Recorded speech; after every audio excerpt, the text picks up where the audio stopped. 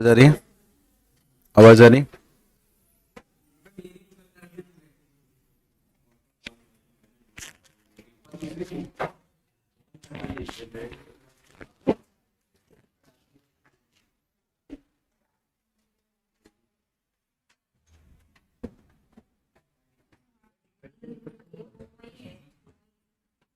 Model बन रहा है डिफरेंशियल इक्वेशन का। कितने परसेंट? 80%, 90%, 85%। हाँ, वो सेकंड ऑर्डर सेकंड डिग्री वाले छोड़ देना। अरे d Y by D x की पावर एक से ज्यादा हो जाए वो काम के नहीं है। मेथड तो सबके लिए होते हैं। मेथड तो सबके लिए होते हैं, लेकिन तुम्हारे सिलेबस में नहीं है।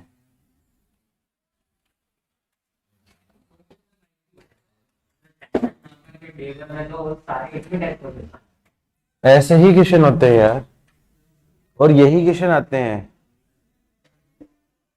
क्वेश्चन जैसे ही होते हैं और यही आते हैं। मतलब ये चीज सोच के तुम करो कि तुम ट्वेल्थ क्लास के बच्चे हो, ट्वेल्थ क्लास के बच्चों को जेई का पेपर देना है, तो पेपर इसी हिसाब से आएगा। ऐसा नहीं है कि तुम बहुत बड़े हो गए हो, पढ़ लिख के तुम ऐसा हो गए तब तुम्हारा पेपर लेना है, तुम्हारी नॉलेज टेस्ट करनी है। टीचर नहीं हो तुम, सिर्फ तुम टेंथ ट्वेल्थ क्लास के बच्चे हो। ट्वेल्थ क्लास के बच्चे की बस नॉलेज चेक करनी है कि हाँ कितना वो टाइम मैनेज कर सकता है और क्या क्या चीजें वो संभाल सकता है। फिजिक्स में ओलंपियाड का क्वेश्चन पूछ लेते। लेकिन अब एक आध ही होता है ना, मतलब वो टॉपिक स्पेसिफिक से आएगा। उसके लिए बहुत सारे टॉपिक है ना मैथ्स में। कॉम्प्लेक्स नंबर है उसके लिए आपके ज्योमेट्री है, पूरी प्रोबेबिलिटी है उसके लिए। आपका सॉल्यूशन ऑफ ट्रायंगल है, यदि पूछना होगा तो वहां पूछेगा। इजी टॉपिक्स में क्यों पूछेगा? और वैसे भी यहाँ पे एडवांस में क्वेश्चन जो आता है वो मोर देन वन में आता है। मोर देन वन में आता है तो उसमें सारी चीज पूछी जाती है। उसमें एक ही क्वेश्चन में वो आपका क्या मैक्सिमम मिनिमा भी पूछ लेगा, इंक्रीजिंग डिक्रीजिंग बिहेवियर भी पूछ लेगा, सारी चीज पूछ लेंगे वो।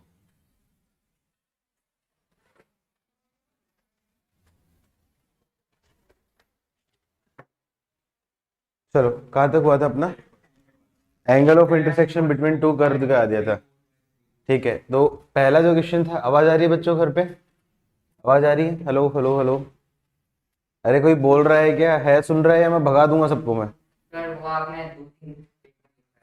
हाँ ठीक है। सेम नहीं है, वो अलग अलग थे, सबका मीनिंग अलग अलग है और बड़े काम के स्टेटमेंट थे वो। ठीक है,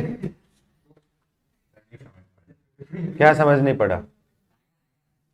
भाई उसमें लैंग्वेज पढ़ो, इतनी अंग्रेजी भाई लिखी है वो। सात्विक की अंग्रेजी अच्छी है, तुमसे भी अच्छी है, इसने बोला। ठीक है, तो आगे बढ़ते हैं। कल मैंने बताया था angle of intersection between two curves निकालने का मेथड बताया था। तो पहला मैंने क्या बता दिया था? General method. जनरल मेथड में के लिए क्या करना पड़ेगा? पॉइंट ऑफ इंटरसेक्शन निकालेंगे, फिर उस पॉइंट ऑफ इंटरसेक्शन पहले कर्व की टेंजेंट की स्लोप, दूसरे कर्व की टेंजेंट की स्लोप, और टेन थीटा की value m1 minus m2 upon one plus m1 m2। लेकिन लास्ट में जब पूरे पॉइंट्स लिखवाने के बाद मैंने समराइज कर दिया था। मैंने क्या बोला था कि कई बार ऐसा हो सकता है कि पाइल finding point of intersection it is difficult to solve equation, combine equation, मतलब क्वाड्रेटिक बाई क्वाड्रेटिक या क्यूबिक ऐसा बड़ी बड़ी इक्वेशन बन जाएगी। या फिर दो डिसिमिलर फंक्शन आ जाएगा, एक्सपोनेंशियल लॉग वाला तो एक आ जाएगा, ट्रिग्नोमेट्रिक एक्सपोनेंशियल आ जाएगा, इस टाइप के डिसिमिलर फंक्शंस आ जाएंगे। तो ऐसे केस में दो पॉसिबिलिटी हो सकती है। Either point of intersection is not required, मतलब ये हो सकता है कोई स्टैंडर्ड एंगल पे हो, परपेंडिकुलर हो, या फिर ऐसा कुछ हो, या तो ऐसा हो, या फिर जो पॉइंट ऑफ इंटरसेक्शन वो आपका क्या ऑब्जर्वेशन से निकल रहा हो। और उसके बाद एक ब्रह्मास्त्र वाली लाइन लिखवाई थी मैंने आपको, फाइनल लाइन लिखवाई थी, don't find point of intersection until required. इस लाइन का मतलब ये था कि जब तक जरूरत नहीं है, जब तक जरूरत नहीं है तब तक पॉइंट ऑफ इंटरसेक्शन मत निकालो। बोर्ड उल्टा बोलता है, बोर्ड्स उल्टा बोलता है। बोर्ड्स क्या करता है? सबसे पहले पॉइंट ऑफ इंटरसेक्शन निकलवाएगा, देन उसके बाद दोनों की स्लोप पे टेंजेंट निकलवाएगा। लेकिन यहाँ पे मैंने ऑब्जेक्टिव अप्रोच है, ऑब्जेक्टिव में मैंने सिर्फ क्वेश्चन करने का आंसर बताया है कि जब तक आपको जरूरत नहीं है पॉइंट ऑफ इंटरसेक्शन निकालने की तब तक नहीं निकालना है। कैसे? सबसे पहले क्या करना है इस तरीके में, सबसे बढ़िया थोड़ा सा फेयरली फिगर बनाने की कोशिश करना, और फिगर बनाने पे देखना उस पॉइंट पे उसका बिहेवियर कैसा है। कई बार हम लोग को दिख जाता है कि अच्छा ये 90 डिग्री के आसपास हो रहा है, तो सबसे पहले वो चीज़ चेक करनी कि होगा ऑर्थोगोनल है नहीं है। अच्छा, ऑर्थोगोनल के लिए भी मैंने 2-3 पॉइंट बोले थे। मान लो कर्व एक से ज्यादा पॉइंट पे इंटरसेक्ट करे, तो यदि किसी एक पॉइंट पे एंगल 90 डिग्री है तो उस केस में क्या बोलूंगा, orthogonal at that point. Orthogonal at one point का मीन ये बिल्कुल नहीं है कि वो कर्व ऑर्थोगोनल है। वो ऐसा हो सकता है एक पॉइंट पे ऑर्थोगोनल कट कर रहा है, दूसरे कर्व पे 30 डिग्री पे कट कर रहा है, तो ये नहीं है। लेकिन जितने पॉइंट ऑफ इंटरसेक्शन होते हैं, हर पॉइंट ऑफ इंटरसेक्शन पे ऑर्थोगोनली कट करे, 90 डिग्री पे कट करे, तो दोनों कर्व क्या होंगे, ऑर्थोगोनल होते हैं। उसमें स्टैंडर्ड कर्व के बीच में एंगल ऑफ इंटरसेक्शन, वो आप स्टैंडर्ड फॉर्मूला यूज करना। स्टैंडर्ड कर्व मैंने कौन सा बोल दिया आपका, सर्किल्स। सर्किल के केस में एंगल ऑफ इंटरसेक्शन आपको पता है, क्योंकि सर्किल में क्या होता है, आपकी सिमेट्री होती है दोनों में, और उस केस में कोसाइन फॉर्मूला से दिया होगा आपका r1 square plus r2 square minus D square upon 2r1 r2। इस फॉर्मूले से हम डायरेक्टली निकाल देते हैं, हमें इतना करने की जरूरत नहीं है। तो सर्किल के केस में यूज करना हम लोग को 2D ज्योमेट्री में जो फॉर्मूला पढ़ाया था वो वाला।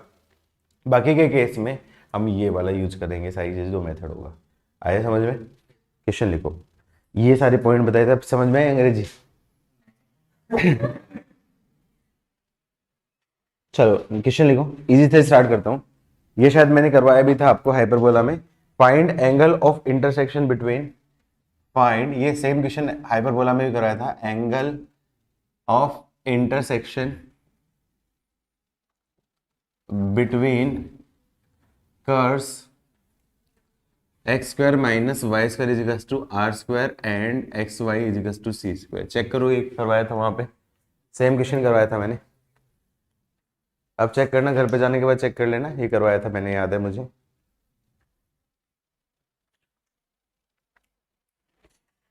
क्या करूंगा, ये किसकी इक्वेशन है जल्दी से बताओ, दे दे जल्दी से बताओ। ये वाली कर, दोनों रेक्टेंगुलर हाइपरबोला है। ये पहला वाला रेक्टेंगुलर हाइपरबोला आपका क्या बन जाएगा, आपका x square minus y square equals to r square, और दूसरा वाला क्या जाएगा आपका x y equals to c square.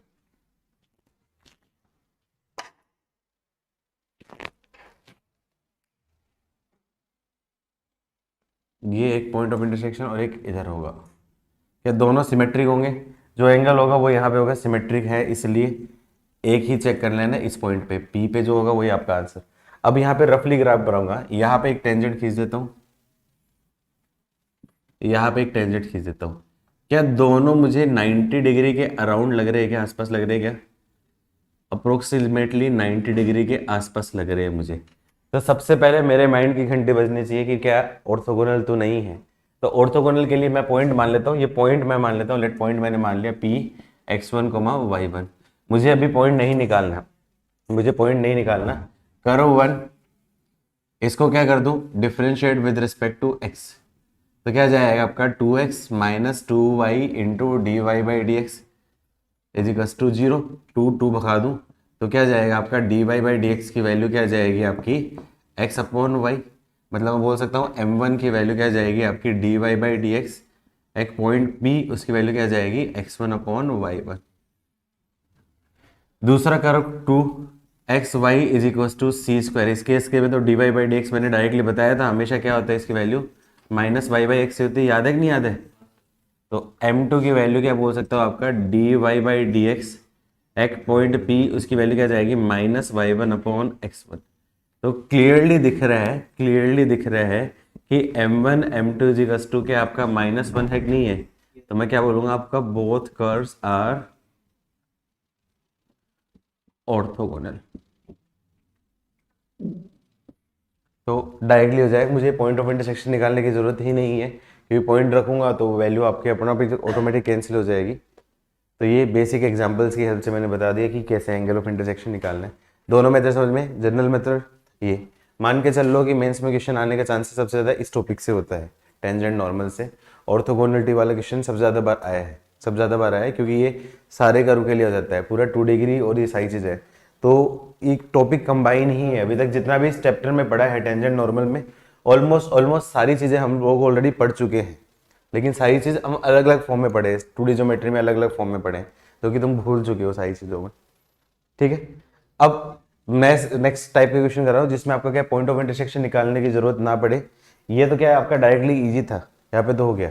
लेकिन कई क्वेश्चन ऐसे हैं जिसमें ऑब्जर्वेशन से पॉइंट ऑफ इंटरसेक्शन निकलेगा या फिर हो सकता है जरूरत नहीं होगी। क्वेश्चन लिखो नेक्स्ट, फाइंड द एंगल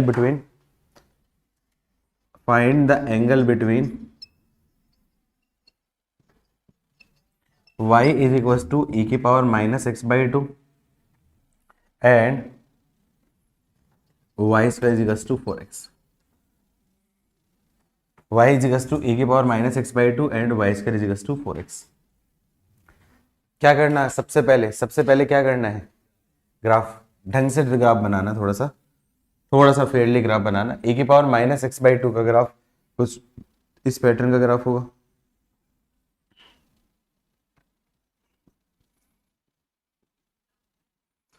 और y square is equals to 4x का ग्राफ कुछ इस पैटर्न का ग्राफ होगा। किस पॉइंट पे कट कर रहे हैं, एक पॉइंट पे कट कर रहे हैं। यहाँ पे अब टेंजेंट बनाने की कोशिश करूंगा तो एक टेंजेंट कुछ ऐसी बनेगी और दूसरी टेंजेंट कुछ ऐसी सी बनेगी। ये कर्व थोड़ा सा ढंग से नहीं बना है, थोड़ा सा शेप ज़्यादा होती है, ठीक है। इस पॉइंट पे टेंजेंट होगी तो इस पॉइंट पे टेंजेंट और इस पॉइंट पे टेंजेंट के दोनों में एंगल जो है वो थीटा अप्रोक्सीमेटली 90 डिग्री के नियर दिख रहा है कि नहीं दिख रहा है। तो सेम मेथड से लिखना है। और यहाँ पे भी आपका क्या है, m1 m2 की वैल्यू क्या आ जाएगी, -1 आ जाएगी, मतलब ऑर्थोगोनल। सेम मेथड के 2 क्वेश्चन करवा दिए मैंने प्रैक्टिस के लिए, जिससे आपको याद हो जाएगी कैसे चाहिए पे। सेम टू सेम यही होगा, पॉइंट x1 y1 मानना, उस केस में निकालोगे। लेकिन यहाँ पे अब y की टर्म्स में कैसे आएगा, डायरेक्टली नहीं आएगा। इधर देखो, अब उसमें क्या था, डायरेक्टली y की टर्म्स में आया था, अब यहाँ पे y की टर्म्स में नहीं आएगा। कर्व 1 करूं, differentiate with respect to x, तो क्या जाएगा आपका dy by D X is equals to minus A की power x by two into -1/2। और इस पूरी चीज को मैं क्या बोल दूंगा आपका y, तो क्या जाएगा -y1/2, -y/2। तो m1 की वैल्यू क्या जाएगी आपकी, dy by D x at point p, इसकी वैल्यू क्या जाएगी -y1/2 आ जाएगा। सिमिलरली आपका m2 की वैल्यू निकाल देना, उससे भी आ जाएगा, उसकी वैल्यू 2/y आएगी शायद। तो m1 m2 -1 आ जाए, आपका आंसर आ जाएगा। कर लोगे एक पैटर्न के क्वेश्चंस, इस टाइप के क्वेश्चंस आपके मान के चलो गुड सेट हो गया, बिट सेट हो गया, उन टाइप के एग्जाम्स में हर बार भरे होते हैं ऐसे क्वेश्चन ही, ऑर्थोगोनल के ही भरे होते हैं सब ज़्यादा क्वेश्चन ऑर्थोगोनल के ही आते हैं। एक क्वेश्चन पक्का आ रहता है उसमें। एक आइडिया से बना लेते हैं। बिटसेट में एक्चुअली क्या होता है कि एक कलेक्शन बनाते हैं वो, आपका सारी चीज़ में बहुत सारे क्वेश्चंस का कलेक्शन बनाते हैं। और हमारे टाइम में जैसे ऐसा होता था कि हर स्टूडेंट के एक शिफ्ट में दे रहे हैं, उसमें भी सेम पेपर नहीं होता था, उसमें से रैंडमली कोई भी क्वेश्चन उठ के आते थे। रैंडमली मतलब आपका क्या है, जैसे मेरा एक सेट है तो उसमें से कोई भी 25 आपके के मतलब 30 फिजिक्स के आगे, 30 केमिस्ट्री के आगे, 30 मैथ्स के आगे, सॉरी जो भी क्वेश्चन आते हैं वो उठ के रैंडमली आते हैं। अब ऐसा नहीं है कि तुम सेम सीट पे बैठे हो और आसपास बैठे हो तो तुम्हारे पेपर में भी सारे क्वेश्चन कॉमन हो सकता है 2-4 क्वेश्चन कॉमन हो सकते हैं, लेकिन ज़्यादातर क्वेश्चन कॉमन नहीं होंगे, अलग अलग होंगे, मतलब वो रैंडमली उठ के आता है। लेकिन सारे जो क्वेश्चन का लेवल होता है वो ऑलमोस्ट सेम लेवल का होता है। कुछ एक क्वेश्चन बस ऊपर नीचे थोड़ा बहुत हो जाते हैं, तो इसमें ये थोड़ा लॉस है। यहाँ पे नॉर्मलाइजेशन का कुछ नहीं है कंसेप्ट, वहाँ पे तो एब्सोल्यूट स्कोर ही होता है। और बिटसेट के पेपर में सबसे बेस्ट चीज़ क्या होती है, जिस मोमेंट पे तुमने पेपर दिया है जैसे ही खत्म करोगे उसके बाद तुम्हें स्कोर पता चल जाएगा। हाँ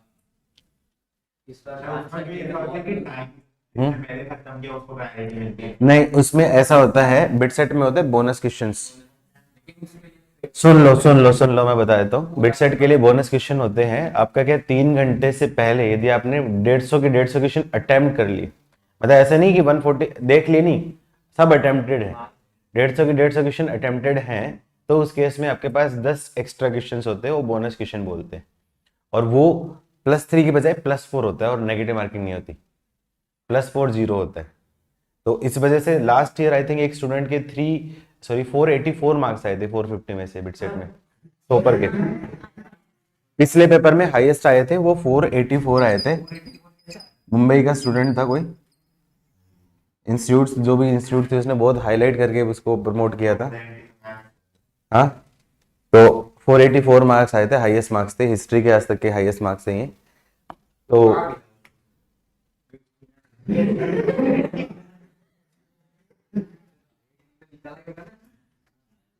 यूजुअली देखो स्टूडेंट बिट्स पिलानी में सीएससी मिलती है तो उसको प्रेफरेंस देते हैं आईआईटी बॉम्बे, दिल्ली, और उनके बाद यदि आईआईटी बॉम्बे, दिल्ली वगैरह नहीं मिलती तो फिर बिट्स पिलानी की सीएससी लेते हैं, क्योंकि बिट्स पिलानी में एक्चुअली सिखाया जाता है। थोड़ा सा बस ये है कि फीस ज़्यादा है तो उस वजह से वो बहुत कम है। एक साल का टोटल 7 लाख है, ऑलरेडी टोटल ही 6 लाख। तो बड़ा आईआईटी में तो कुछ 6 नहीं, देखो आईआईटीज में क्या होता है, अलग अलग स्कॉलरशिप अलग अलग होती है। पहली स्कॉलरशिप होती है जैसे हमारे टाइम में ऐसे मिलती थी, सीबीएसई की स्कॉलरशिप होती है, तुम्हारे टाइम में पता नहीं है कि नहीं है। हमारे टाइम में जो स्टूडेंट जिनके 90% से ऊपर होते थे उनको ईयरली 25,000 मिलते थे, क्योंकि अब क्योंकि उस टाइम 90% से ऊपर बहुत कम लोग के आया करते थे। आज के टाइम में 90% से ऊपर सबके आ रहे हैं। सोचो हमारे टाइम में हिंदू यूनिवर्सिटी और ये जो कॉलेज होते हैं ना, उसमें फिजिक्स ऑनर्स वगैरह उसमें जो मार्क्स होता था 85-87% पे सिलेक्शन हो जाता था। आजकल कट ऑफ कितनी जाती है, 98, 99 ऐसे जाती है। एएनयू में तो 100 कट ऑफ। वो एक्चुअली एक्स्ट्रा पॉइंट्स मिल जाते हैं ना, उसके स्पोर्ट्स कोटा से हो तो 5 एक्स्ट्रा मार्क्स मिल जाते हैं, तो उन सारी चीजों की वजह से वो चला जाता है। नहीं, सोफिया में आई थिंक पिछली बार कॉमर्स के किसी एक श्रीराम लेडी श्रीराम कॉलेज में या 103 मार्क्स थी कट ऑफ, 103% कट ऑफ थी। हाँ, एक्स्ट्रा मार्क्स। नहीं एक्चुअली क्या होते हैं, कि कुछ कुछ अलग अलग क्राइटेरियाज होते हैं, अलग अलग पॉइंट्स देने के, अवार्ड करने के। जैसे आप एनसीसी के हो, एनसीसी का सर्टिफिकेट है आपके पास नेशनल लेवल का, तो आपको 5% एक्स्ट्रा मार्क्स मिलते हैं ऐसे इंस्टीट्यूट। आप एनसीसी कैडेट बनो, पता चलेगा। ये देखो हमारे देश के रोजगार है क्वेश्चन। क्या है नेशनल क्रेडिट कॉर्प्स हो गया, एनसीसी या एनएसएस, दो होते हैं। एनएसएस होता है नेशनल सेल्फ सर्विस होती है, तो मतलब वो क्या होता है कि उनको मतलब समाज की सेवा करनी होती है। उसमें जाके आप कहीं भी जाओगे, किसी भी मतलब गरीब एरिया में जाके आपको बच्चों को पढ़ा दो या साफ सफाई में हेल्प करवा दो, इस टाइप की समाज को सेवा देनी होती है, वो एनएसएस होती है। वो स्कूल्स में होता है आपके, हमेशा होता है, हमारे स्कूल्स में तो चलते हैं एनसीसी एनएसएस के ग्रेड वो चलते हैं। एनसीसी उन लोगों के लिए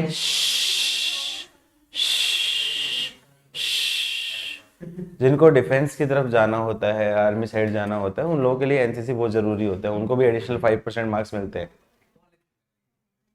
लेकिन वो तुम लोग वैसे भी रहने दो, तुम पढ़ाई कर लो, वो ठीक है। हाँ, नेक्स्ट क्वेश्चन लिखो। Find angle of intersection between curves. Find angle of intersection between curves y is equals to e की power 1 minus x and y is equals to ln of ex।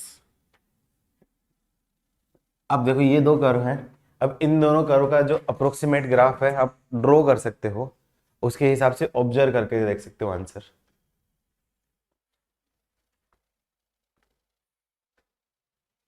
चलो बेसिक कर्व स्केचिंग तो सिखाई है मैंने, उस basic curve sketching ठीक है। तो ये क्या जाएगा आपका e की पावर 1 इंटू e की पावर माइनस एक्स, मतलब ये तो कांस्टेंट होगा, तो ये आपका क्या होगा e की पावर माइनस एक्स टाइप का बनेगा।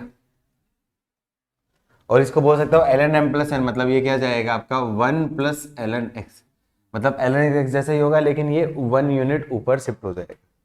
तो ये जो ग्राफ होंगे, रफली ग्राफ कैसा बनेगा, ln ex x equals to 0 पे, x इजिकल्स टू 1 पे, x इजिकल्स टू 1 पे क्या जाएगा ln e की वैल्यू क्या जाएगी आपकी 1, x इजिकल्स टू 0 पे, x इजिकल्स टू 0 पे ln 0 की वैल्यू क्या जाएगी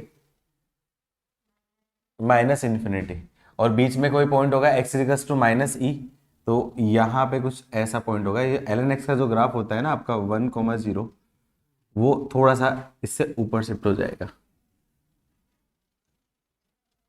ln x ऐसा बनता है ना जी 1,0 से, तो उससे थोड़ा सा एक यूनिट ऊपर शिफ्ट हो जाएगी, बाकी ग्राफ ऐसे हो जाएगा। तो ये ग्राफ क्या होगा आपका ln ex का।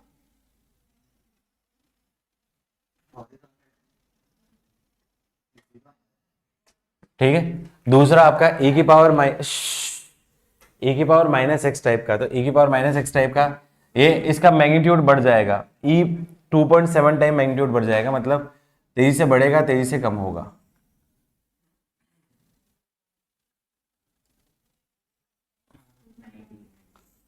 अब देखो ये कोई पॉइंट ऑफ इंटरसेक्शन है, अप्रोक्सीमेटली आइडिया देखो, टेंजेंट के बीच में जो थीटा है वो 90 डिग्री के आसपास दिख रहा है कि नहीं दिख रहा है। तो सबसे पहले चीज आप ये करंट करो।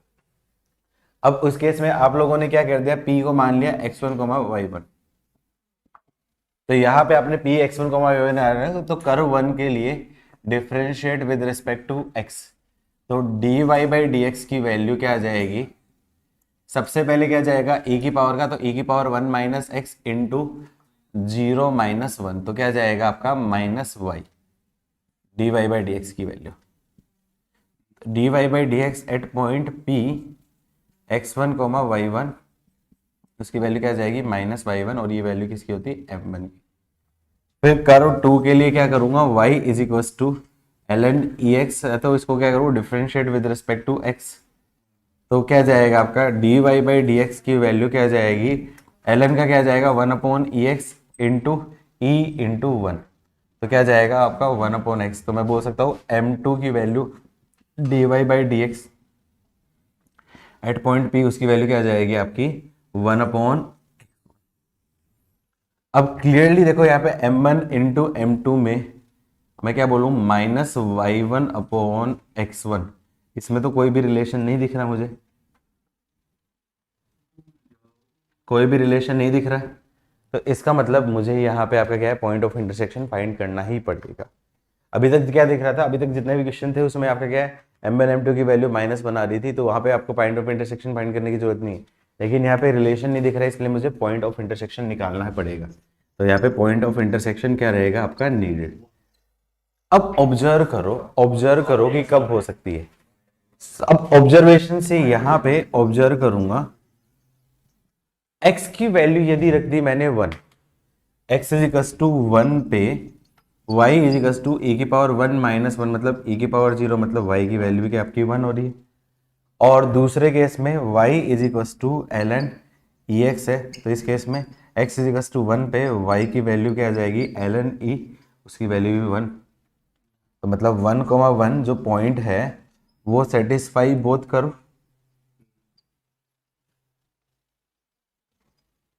इसका मतलब पॉइंट ऑफ इंटरसेक्शन इज 1, तो मतलब x1 y1 की वैल्यू आ जाएगी, तो यहाँ पे आप देखोगे तो m1 m2 की वैल्यू क्या आ जाएगी -1/1, मतलब आपका क्या है -1, m1 m2 -1 है, तो मतलब कर्व्स क्या होंगे ऑर्थोगोनल। आया समझ में। तो बस यही कंडीशन है आपका क्या है, मतलब ऑर्थोगोनल के लिए आपका ये चीज भी देख सकते हो कि यदि डायरेक्टली पॉइंट ऑफ इंटरसेक्शन नहीं निकल रहा है तो उस केस में ऑब्जर्व करो। उस केस में ग्राफ यूजुअली ऐसे होंगे जिसमें आप ऑब्जर्वेशन से निकाल पाओगे, क्योंकि उनको पता है ना क्वेश्चन बच्चों से सॉल्व करवाना है, तो कुछ ना कुछ हिंट तो देगा, ऐसा तो नहीं देगा कि रैंडमली कुछ भी बना के दे देगा। उसके लिए उनके पास अलग एग्जाम है, ओलंपियाड के एग्जाम इसीलिए होते हैं जो सिर्फ कुछ बच्चों को स्ट्राइक हो, तो उसके लिए है ना ऑलरेडी उनके पास एग्जाम। लिख लो फटाफट। ये एक टाइप के क्वेश्चन हुए, ये एक टाइप के क्वेश्चन पूछे, इस टाइप के क्वेश्चंस मेंस में कई बार पूछे गए हैं, इस टाइप के क्वेश्चन मेंस में कई बार पूछे गए हैं। सीधा बैठ, सीधा बैठ, सीधा बैठ, सिर्फ तो इधर आ जा।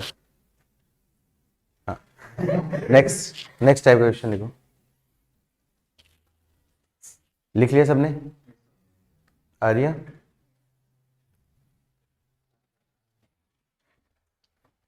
आज अपना 4th लेक्चर है ना टेंजेंट नॉर्मल का, 3rd है ना? अच्छा पहला तो वो तो इंट्रोडक्शन था, आज 4th लेक्चर ही है। 3 लेक्चर में होना चाहिए था, एक लेक्चर थोड़ा सा ज्यादा लग गया, आधा लेक्चर। 1.5 नहीं, आधा ही लगा है। कोई बात नहीं, हमने प्रैक्टिस कर ली एक्स्ट्रा। अब टाइम है तो अच्छे से पढ़ेंगे, फॉर्मेलिटी थोड़ी करनी है।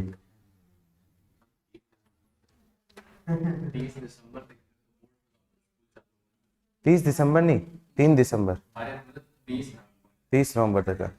अब तो 30 नवंबर तक एओडी खत्म हो जाएगा और वेक्टर में भी आधा हो ही जाएगा। उसके बाद 3D अपन बाद में कर लेंगे, वेक्टर और 3D जब भी बचेगा, क्योंकि तुम्हारे तो ना तो स्कूल में पढ़ाया गया है और वैसे भी थोड़ा सा शिफ्ट तो होगा ही, एग्जाम जैसे खत्म हो उसके बाद कर लेंगे। 14 तारीख को हो जाएगा। हाँ तो बस उसके बाद 14 से लेके बन लो 2 वीक में खत्म हो जाएगा। हाँ सीएस वालों का बात में, तो कोई बात नहीं, जब तुम्हारे गैप होंगे उसके बीच में रख लेंगे, कोई दिक्कत थोड़ी है। लेकिन यार वेक्टर 3D में गैप मत रखना, क्योंकि वैसे वो बहुत बोरिंग चैप्टर होते हैं और बच्चों को बिल्कुल इंटरेस्ट बन नहीं पाता उन चैप्टर में, बिल्कुल भी इंटरेस्ट नहीं बन पाता है। हाँ हाँ, लेकिन उस केस में हाँ 3D कर सकते हैं, क्योंकि 3D इजी टॉपिक होता है, कंपेरेटिव काफी इजी होता है। पहले वेक्टर फिर 3D में बोल रहा हूँ सारी चीज में। उसमें मैं ये बोल रहा हूँ कि गैप मत करना तुम लोग, नहीं तो बीच में छोड़ोगे ना, ऐसे हल्के हवा में बढ़ोगे ना, तो वेक्टर 3D तुम्हारा कभी भी अच्छा नहीं रहेगा। ऑलरेडी बहुत बोरिंग टॉपिक होते हैं वेक्टर 3D, सबसे बोरिंग होता है। 7 और 7 लेक्चर, 14 लेक्चर। नेक्स्ट लिखो, if two curves, if two curves, ये नेक्स्ट टाइप का क्वेश्चन पूछा जाता है, इस टाइप का क्वेश्चन भी पूछा गया है मेंस में। इफ टू कर्व्स C1 दे रखा है आपका x equals to y square, C1 दे रखा है आपका x equals to y square and C2 दे रखा है xy equals to k। If two curves C1 equals to x equals to y square and C2 दे रखा है आपका xy equals to k, intersect each other, intersect each other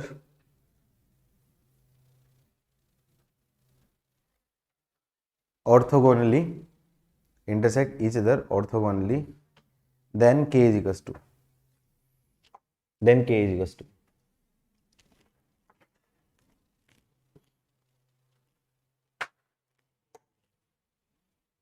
ये अलग type का क्वेश्चन है।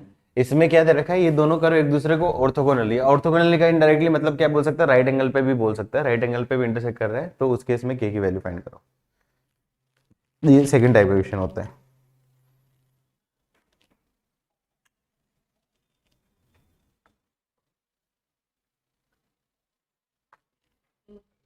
एट शायद मेरे पास नहीं है, आंसर नहीं है मेरे पास।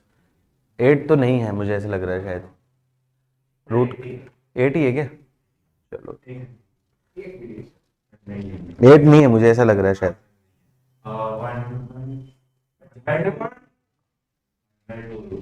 1/2√2 या 2√2, शायद 2√2 होगा, मेरे पास आंसर नहीं है शायद। हाँ 1/2√2 है शायद, ये भी हो सकता है। 8 तो नहीं है बिल्कुल, तो स्क्वायर कर दिया। हाँ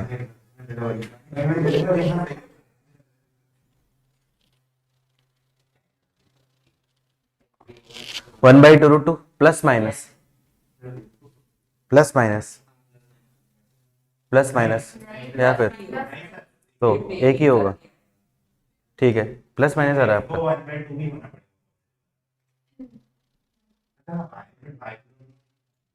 देखो ये कर्व किस टाइप का है, ये आपका क्या है, प्लस माइनस नहीं होगा, प्लस ही आएगा शायद, क्योंकि ये देखो x equals to y square है और दूसरा कर्व आपका क्या है, ये है, तो ये नेगेटिव हो गया, तो उस केस में इंटरसेक्ट ही नहीं कर पाए, नहीं इंटरसेक्ट करेगा ना नेगेटिव में, अपोजिट क्वाड्रेंट में हो जाएगा। X y equals to positive का केस का ग्राफ ये होता है, एक्स वाई नेगेटिव का ग्राफ ये होता है, सिमेट्री है दोनों, तो प्लस माइनस दोनों हो सकता है, माइनस भी तो हो सकता है ना। एक्स वाई -2 सेकंड और फोर्थ क्वाड्रेंट में होगा, एक्स वाई +2 फर्स्ट और फोर्थ क्वाड्रेंट में होगा, तो दोनों केस में हो रहा है ना आपका, तो प्लस माइनस हो जाएगा। तो उस केस में क्या आपका दे रखा है, आपका ये curve one, both curves are orthogonal, इसका मतलब मैं क्या बोल सकता हूँ, m1 m2 इजिकल्स टू क्या बोल दूँ -1, तो मैं क्या पक्का कर्व वन के लिए differentiate with respect to x कर दूं, तो 1 equals to 2y,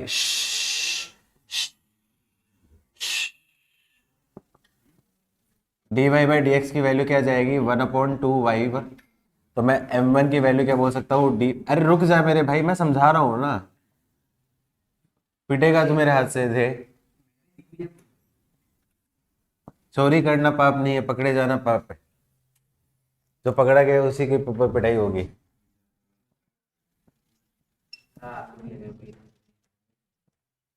x y equals to constant के लिए, x y equals to constant के लिए d Y by D x की वैल्यू क्या होती है -y/x। तो m2 की वैल्यू क्या जाएगी -y1/x1। अब क्या दे रखा है आपका, चूंकि m1 m2 इक्वल्स टू -1, तो मतलब आपका m1 की वैल्यू 1/2y1 into -y1/x1 equals to -1, minus से माइनस कैंसिल हो गया, तो क्या जाएगा आपका x1 y1 equals to y1/2। ठीक है, अच्छा, तो इससे क्या बोल सकता हूं, चूंकि point point lies on curve, तो इसका मतलब हो सकता हूँ x1 y1 की वैल्यू क्या जाएगी k। तो x1 y1 की वैल्यू क्या बोल सकता हूँ, तो k की वैल्यू क्या जाएगी आपकी y1/2। डायरेक्टली आंसर निकाल सकता हूँ, k की वैल्यू क्या जाएगी y1/2। हाँ, अब y1/2 निकालना पड़ेगा, तो यहाँ से y1 कैंसिल, तो y1 इजिकल्स टू 0, y1 इजिकल्स टू 0 तो हो नहीं सकता, ये तो हो नहीं सकता। इसका मतलब आपका क्या है, x1 की वैल्यू क्या जाएगी 1/2, और चूंकि x point lies on curve,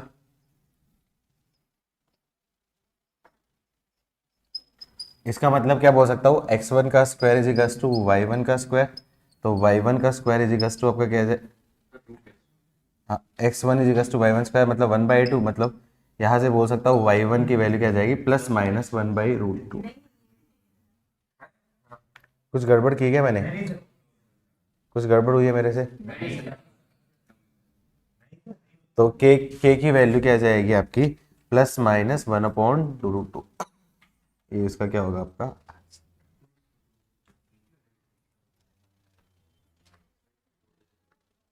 आया समझ में। घर वालों बच्चों पढ़ रहे हो कि नहीं पढ़ रहे हो तुम लोग, या फिर यही बच्चे पढ़ रहे हैं 15-16?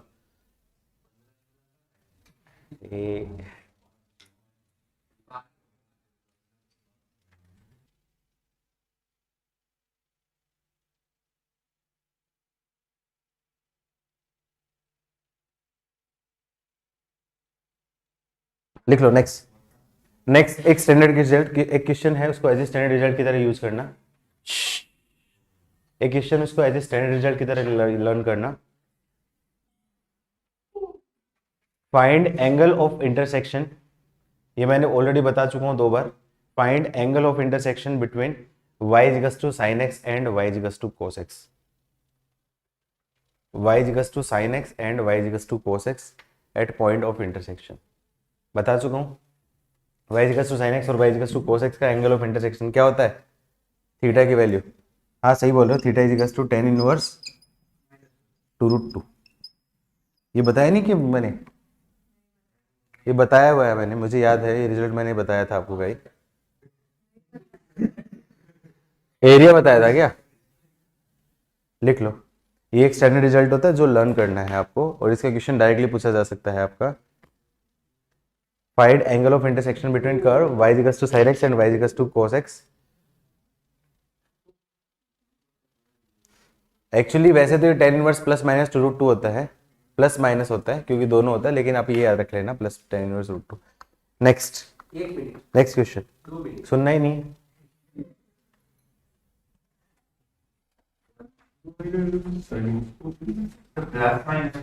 प्लस माइनस, हाँ tan इनवर्स प्लस माइनस शुरू होता है, लेकिन क्वाड्रेंट के हिसाब से एक बार पोजिशन, हाँ tan इनवर्स +-√2 होगा वो, आ गया ना सबका,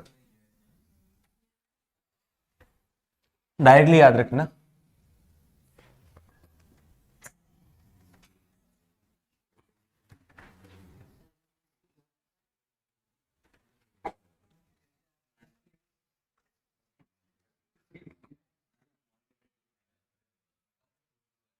एक क्वेश्चन और कराता हूँ, एक क्वेश्चन और कराता हूँ। लास्ट जैसे करवाया था ना, के की वैल्यू फाइंड करवाना है, उसी टाइप के क्वेश्चन हो कराता हूँ, क्योंकि वो थोड़ा टफ लगा मुझे तुम लोगों के हिसाब से। देखो फाइंड द एंगल, वो उस टाइप का नहीं, मैं एक अलग टाइप का दे रहा हूं जिसमें आपको कुछ ऐसा निकालना है वेरिएबल के टर्म्स में। Find the angle eight which curve, find the angle eight which curve y is equals to k e की power x, find the angle eight which curve y is equals to k e की power kx, find the angle eight which curve k e की power kx intersect the y axis, intersect the y axis. याद है उस case में result बताया था directly, यदि intersect y axis मतलब if one line is parallel to y axis, उस केस में एंगल क्या होता था याद करो, थीटा की वैल्यू क्या होती थी, हाँ पाई/2 माइनस थीटा होती थी, या फिर टेन थीटा की वैल्यू आपकी क्या है, पाई/2 माइनस टेन मतलब कोट इनवर्स। याद नहीं है, भूल गए हो तुम लोग।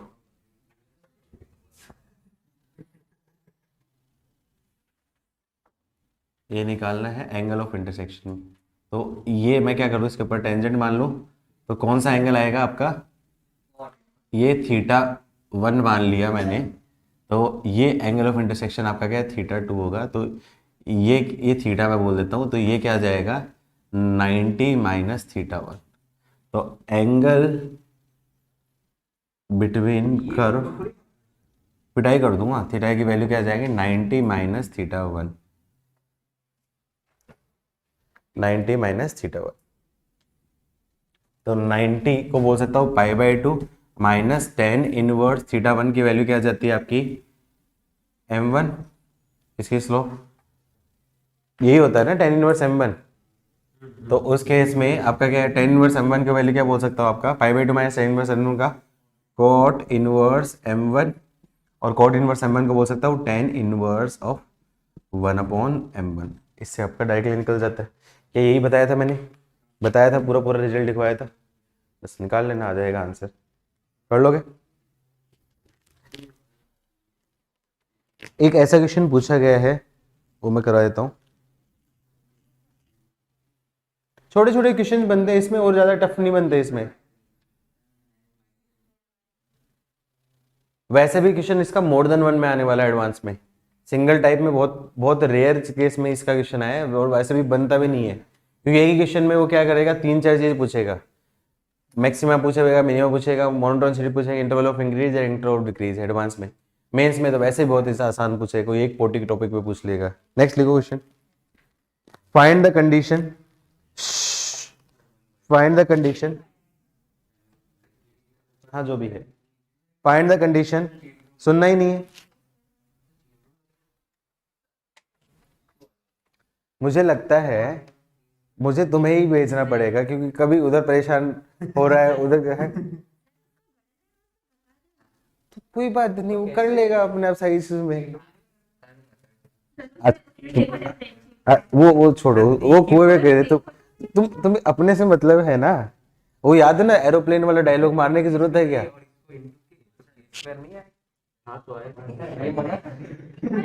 आज आज आज उधर आजा, उसके उसके पास चल, अब नहीं बोलोगे ना, हाँ पक्का, अब तूने परेशान किया, तेरी पिटाई हो जाएगी, देख ले।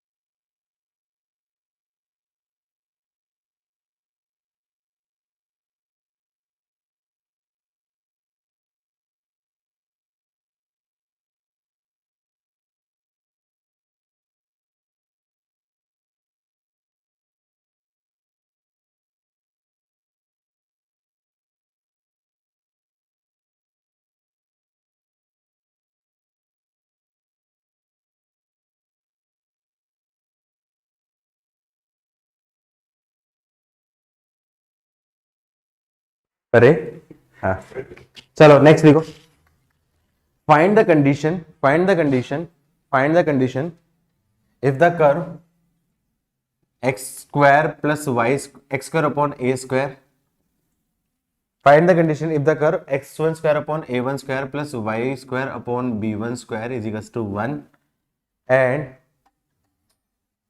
x2 square upon a2 square plus y2 square upon b2 का स्क्वायर इज इक्वल्स टू 1। नहीं उल्टा उल्टा सॉरी उल्टा बोल गया। x square upon a1 square plus y square upon b1 square is equals to 1, x square upon a2 का square plus y square upon b2 का square is equals to 1 intersect each other orthogonally. Intersect each other orthogonally. Conditions किस form में है answer? a1 minus a2 is equals to b1 minus b2, a2 minus a1 is equals to b2 minus b1, a1 a2 is equals to b1 b2, इस form में, मतलब a1 b1 की form में है।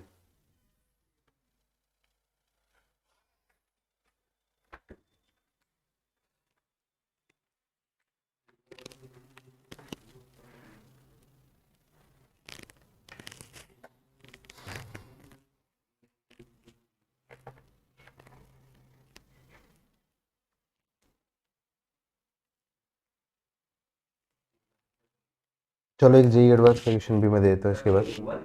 ये भी कर लो ना, फटाफट आ गया होगा।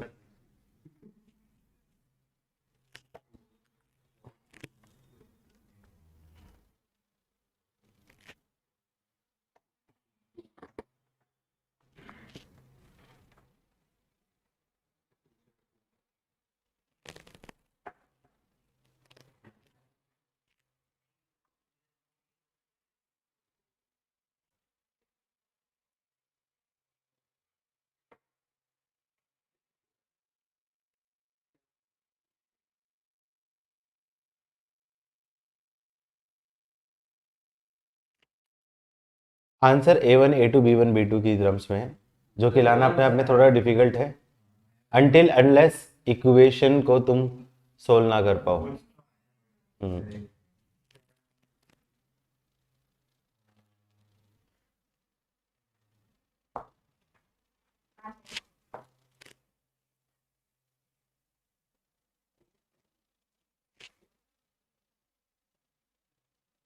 m1 m2 की वैल्यू आई होगी I think minus a1 upon a2 is upon b1 upon b2, ऐसी कुछ कंडीशन आई है। b1 upon a1 into plus minus b2 तो इक्वेशन लिखा a2 b2 a1 आंसर मेरे पास है a1 minus b1 a1 minus a2 is to b1 minus b2, a1 minus a2 is to b1 minus b2 आ रहा है। ठीक है, क्या करोगे? सबसे पहले कंडीशन निकालोगे। इसको मैं क्या बोल रहा हूँ? Equation 1 equation 2, equation 1 minus equation 2। क्या करूंगा? यहां से x स्क्वायर कॉमन ले लिया तो 1 अपॉन a1 का स्क्वायर माइनस 1 अपॉन a2 का square plus y square 1 upon b1 का स्क्वायर माइनस 1 अपॉन b2 का स्क्वायर इज इक्वल टू 0। तो x स्क्वायर यहाँ पे क्या जाएगा? a2 माइनस a1 का होल a2 का स्क्वायर माइनस a1 का square upon a1 a2 a1 square a2 square is equal to minus y square upon b2 का होल स्क्वायर माइनस b1 का whole square upon b1 b2 का whole square. तो इससे मैं क्या कर सकता हूं? ए स्क्वायर प्लस बी स्क्वायर वाला फॉर्मूला लगा सकता हूं या फिर माइनस को एडजस्ट कर दूं। तो एक्स स्क्वायर a2 का स्क्वायर माइनस a1 का स्क्वायर अपॉन a1 a2 का whole square, y square b1 का स्क्वायर माइनस b2 का स्क्वायर अपॉन b1 b2 का होल स्क्वायर। ये कंडीशन आ गई। अब मेरे को क्या करना है? कर्व ऑर्थोगोनली कट कर रहे हैं, तो x square upon a1 square plus y square upon b1 square is to 1। Differentiate with respect to x करूंगा तो dy बाई dx की वैल्यू क्या आएगी? दोनों में सेम आ रही है। क्या आ रही है? क्या आएगी dy बाई dx की वैल्यू?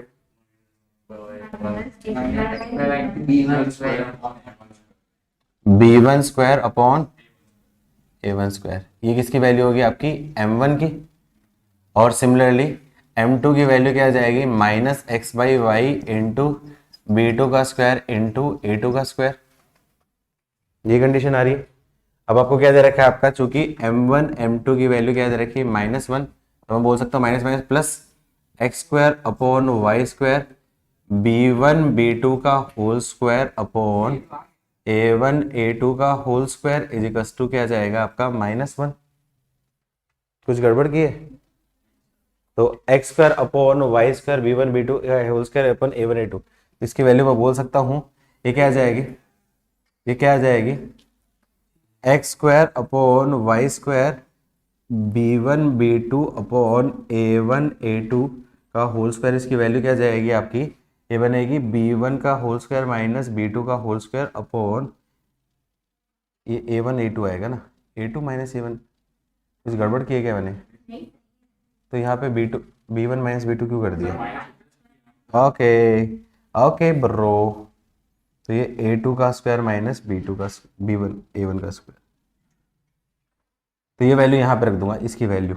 तो ये वैल्यू यहाँ से मैं बोल सकता हूँ इक्वेशन 1 और 2 से, एक काम करो 3 और 4 बोल देता हूँ, 3 और 4 से, तो इक्वेशन 3 एंड 4 से बोल सकता हूँ ये B1 स्क्वायर माइनस B2 का स्क्वायर अपॉन A2 का स्क्वायर माइनस B2 का, A1 ही लिखा है ना, A1 का स्क्वायर इज इक्वल्स टू -1, तो मैं बोल सकता हूँ A1 का स्क्वायर माइनस A2 का square is equals to B1 का स्क्वायर माइनस B2 का स्क्वायर, और यही कंडीशन है। मैं स्क्वायर बोलना भूल गया था मैं, यही कंडीशन है। हाँ एक ही बात है, A2 माइनस A1, या फिर इसको क्या बोल सकते हो, ऐसा कर सकते हो, इसी फॉर्म में आंसर था, इसी फॉर्म में आंसर। हाँ तो सिंपल ही था, तो डिफिकल्ट थोड़ी आते हैं। चलो गुड, ये एक जेई एडवांस का क्वेश्चन है, मोर देन ने पूछा गया था, which of following curves are orthogonal. 4 करवाए थे इनडायरेक्टली, बहुत आसान था। आई थिंक ये वर्बली कर सकते हो क्योंकि सारे कर्व स्टैंडर्ड थे, ये स्टैंडर्ड कर्व थे। ये जेई एडवांस में पूछा गया था, which of following curves are orthogonal. A option x square plus y square equals to r square and y equals to m x, ये ऑर्थोगोनल होते हैं। Y equals to m x line याद है ना, मैंने बताया था आपका, ये उस केस में कौन से बताया था, डिफरेंशियल इक्वेशन ऑर्थोगोनल ट्रेजेक्टरीज में बताया था वहां पे, तो ये तो आंसर था B. Y square equals to 4ax and x square equals to 4ay, ये हम ऑलरेडी कर चुके हैं, क्या ऑर्थोगोनल था? ये ऑर्थोगोनल नहीं था। हाँ कोई भी पॉइंट ऑर्थोगोनल मतलब जहां पे भी इंटरसेक्ट करें उस पॉइंट पे, पॉइंट बताने की जरूरत थोड़ी है। See Y square is equals to 4ax and y is equals to e की power minus X upon 2a, ये सोल्व करने की जरूरत थी। नहीं बी ऑर्थोगोनल नहीं हो रहा है, 0 0 पे होगा ना, ऑर्थोगोनल का मतलब ऑल पॉइंट्स पे ऑर्थोगोनल होता है ना। D x y is equals to c square and x square minus y square is equals to b square, ये भी हम ऑलरेडी कर चुके हैं। रेक्टेंगुलर हाइपरबोला ऑर्थोगोनल है, बस इनडायरेक्टली एक क्वेश्चन सोल्व करने की जरूरत थी। ये एक स्टैंडर्ड क्वेश्चन था तो इसका डायरेक्टली बच्चों ने टिक कर दिया, ये भी एक स्टैंडर्ड क्वेश्चन है, इसका भी डायरेक्टली कर दिया। ये अपन को पता नहीं होता है, होता है, ये अपन को पता नहीं, ये पता है कि ये होता नहीं है, तो इसको भी करने की जरूरत नहीं, बस ये चेक करने की जरूरत है, और ये भी ऑर्थोगोनल है। तो आंसर क्या था आपका, ए सी डी ई आंसर था। तो इतना इजी क्वेश्चन पूछा गया था, ऐसा नहीं है, देखो लिखा हुआ मैंने, जेई एडवांस लिखा हुआ है यहाँ पे, साल वाला नहीं लिखा है, ऐसे लिखा है, ऐसे पहले आया होगा। आजकल जब से जेई मेंस के बाद से होने लगा तो तब डिफिकल्ट लेवल बढ़ा है, पहले पहले हाँ मोर 4 क्वेश्चन है ना, एक थोड़ी है। देखो पहले क्या होता था, जब हम लोग थे तो उस टाइम आईआईटी अलग हुआ करता था, एट्रिपल अलग हुआ करता था। आईआईटी पेपर सब देते थे, एट्रिपल भी सब देते थे, तो उस टाइम इतना ज्यादा ऐसा नहीं है, बहुत ज्यादा सिलेक्टेड बच्चे थे तो बहुत ज्यादा टफ होगा।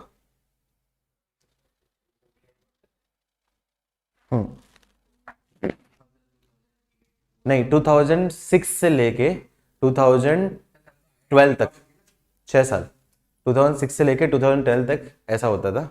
2005 तक तो सब्जेक्टिव हुआ करता था। नहीं 2 पेपर होते थे,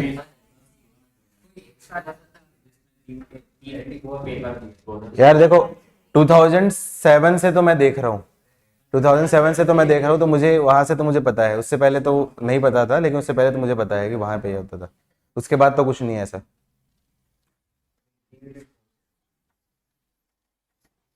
चलो, तो ये आपका टॉपिक कंप्लीट हुआ। इसमें एक छोटा सा टॉपिक और होता है, length of tangent, length of normal, length of सब टेंजेंट, लेंथ ऑफ सब नॉर्मल, ऑलरेडी बता चुका हूँ। आई थिंक उसके क्वेश्चन मैंने नहीं कराए थे, मैंने बोला था आपको टेंजेंट नॉर्मल में क्वेश्चन कराऊंगा, तो क्वेश्चन लिख लो।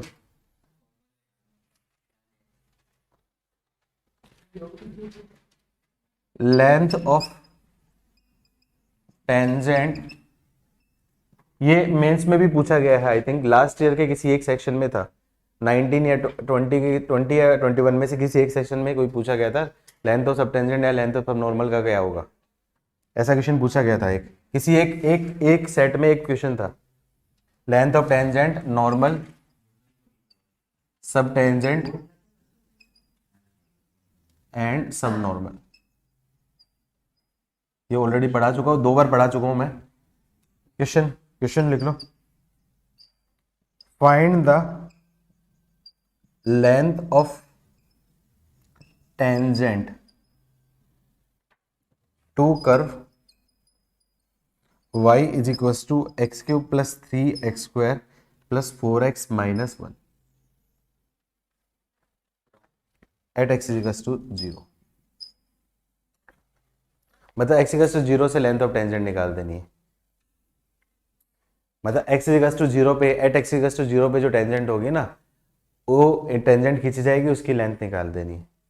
ठीक है, तो फॉर्मूला होता है डायरेक्टली फॉर्मूला होता है ना लेंथ ऑफ टेंजेंट का, याद है, k by M into under root 1 plus M square होता है, यही होता है शायद, k into 1 plus root divide by D X का whole square upon divide by D X, यही होता है ना, k मतलब y होता है ना, हाँ k मतलब y, h और k पॉइंट लेते हैं। हाँ, तो इसका आंसर मेरे पास है, आंसर है √17/4, ये आंसर है मेरे पास, आंसर ही है। नेक्स्ट क्वेश्चन ये निकाल लेना।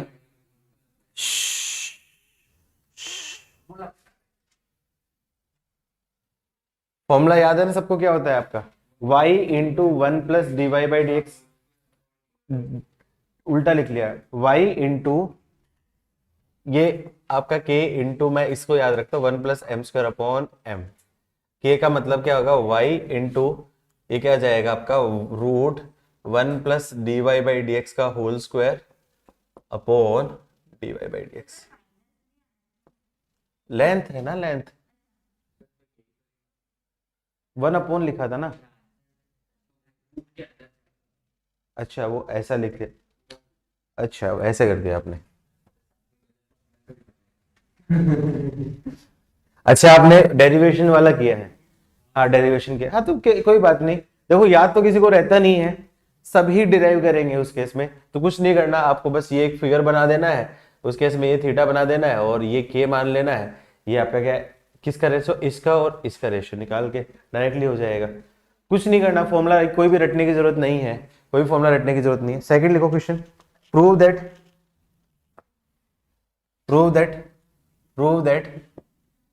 The curve y is equals to b a की power x upon a, prove that for the curve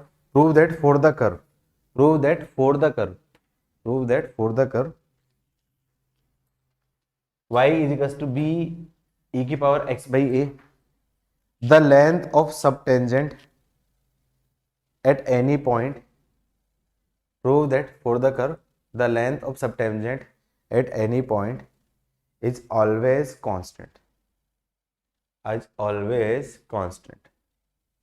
the length of subtangent for any curve is always subtangent, याद है ना लेंथ ऑफ सबटेंजेंट क्या होता है फॉर्मूला,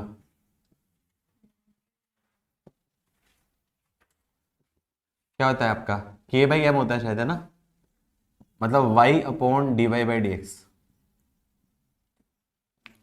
इसकी वैल्यू कांस्टेंट होगी, constant मतलब a और b दो कांस्टेंट दे रखे हैं, या तो a की टर्म्स में आएगी या b की टर्म्स में आएगी, a आएगी, ठीक है। तो ये आपका क्या है, टेंजेंट, नॉर्मल और उसके साथ जो जो टॉपिक्स थे वो सारे के सारे खत्म हो गए। नेक्स्ट टॉपिक, नेक्स्ट सब पार्ट इसका, वो ऑलरेडी हम पढ़ चुके हैं, वो मतलब नेक्स्ट पोर्शन, एक पोर्शन हो गया है, नेक्स्ट पोर्शन वो हम ऑलरेडी पढ़ चुके हैं।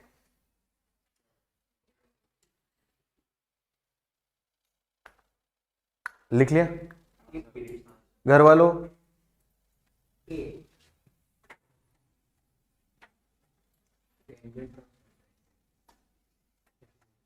नेक्स्ट टॉपिक है behaviour analysis of curve, behavioural analysis of A curve.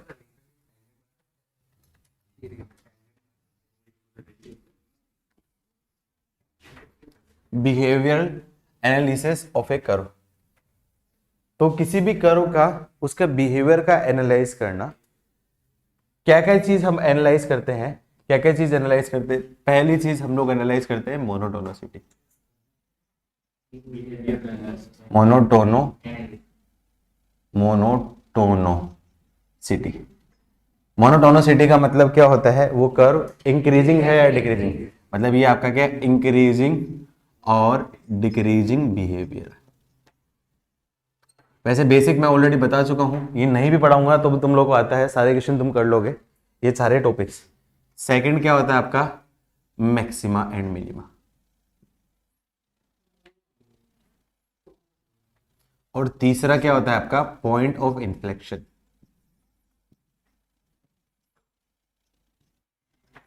ये किसी कर्व के लिए एक पॉइंट पे, कोई भी कर्व के लिए एक पॉइंट, या तो क्या हो सकता है point of local maxima local minima हो सकता है, या फिर point of increasing point of decreasing हो सकता है, या फिर पॉइंट ऑफ इन्फ्लेक्शन हो सकता है। In case point of inflection आता है तो वो आपका क्या है, मोनोटोनिक वाले पॉइंट पे ही होगा। पॉइंट ऑफ इन्फ्लेक्शन मोनोटोनिक वाले पॉइंट पे ही होगा, क्योंकि कॉन्केविटी क्या होती है, मतलब या तो इंक्रीज करता होगा या फिर डिक्रीज करता होगा। ठीक है, तो ये एक स्पेसिफिक टॉपिक है, इसका क्वेश्चन पूछा नहीं जाता है, लेकिन बीच में कभी कभी यूज आता है। एडवांस में एक आध क्वेश्चन में ऐसा आया था कि वहां पे बस इसकी कंडीशन की जरूरत पड़ती है, बस एक कंडीशन है। 10 मिनट का ये टॉपिक है, ये टॉपिक ऑलरेडी मैं पढ़ा चुका हूँ, सारे सारे टॉपिक्स, बस थ्योरेटिकली अब वापस इसको लिखना है और उस टाइप के क्वेश्चन की प्रैक्टिस करनी है। ठीक है, तो पहला स्टार्ट करते हैं हम लोग मोनोटोनोसिटी।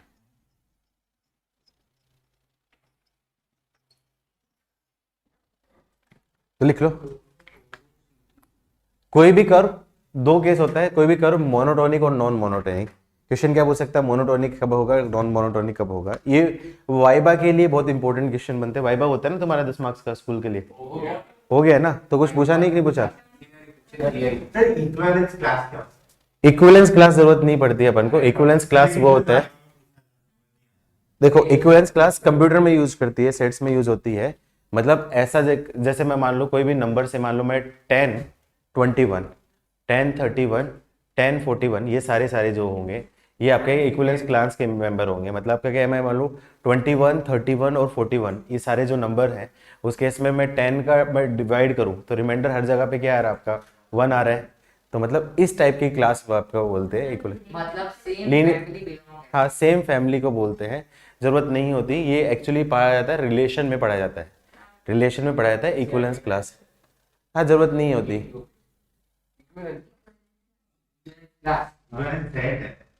नहीं नहीं इक्विवेलेंस क्लास होती है, लेकिन ये अपने है नहीं सिलेबस में, इसलिए पढ़ाते नहीं हम लोग इसको।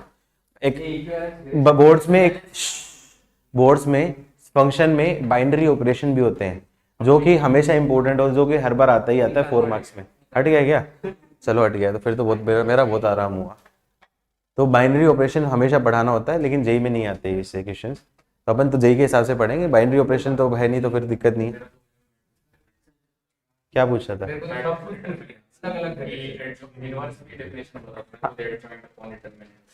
ठीक है। देखो यूजुअली जब वाइवा में पूछा जाता है, तो वाइवा में पूछा जाता है सबसे इंपॉर्टेंट टॉपिक होता है आपका क्या है, मोनोटोनस, ये क्या नाम है आपका, एओडी, एप्लीकेशन ऑफ डेरिवेटिव के ही क्वेश्चन पूछे जाते हैं सबसे ज्यादा। नहीं तुमसे तो सब कुछ पूछेंगे, मतलब एक चीज याद रखना, एक चीज याद रखना, जब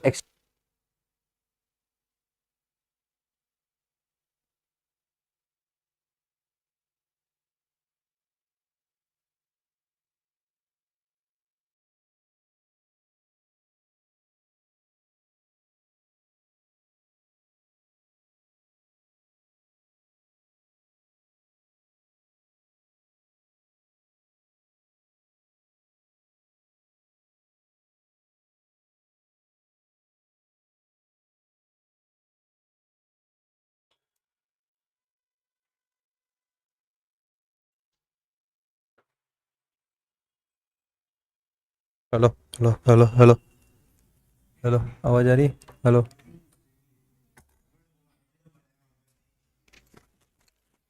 hello hello hello hello hello hello hello, आवाज आ रही है बच्चों? आवाज आ रही? आई आई, लिख लो।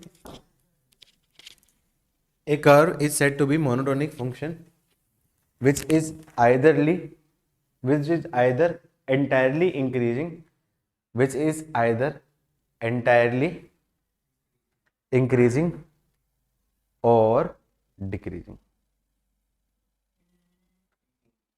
मतलब क्वेश्चन में पूछा जाता है, आपके एनसीईआरटी में क्वेश्चन पूछे जाते हैं ऐसे, which of the curve are monotonic और which of the curve are non monotonic.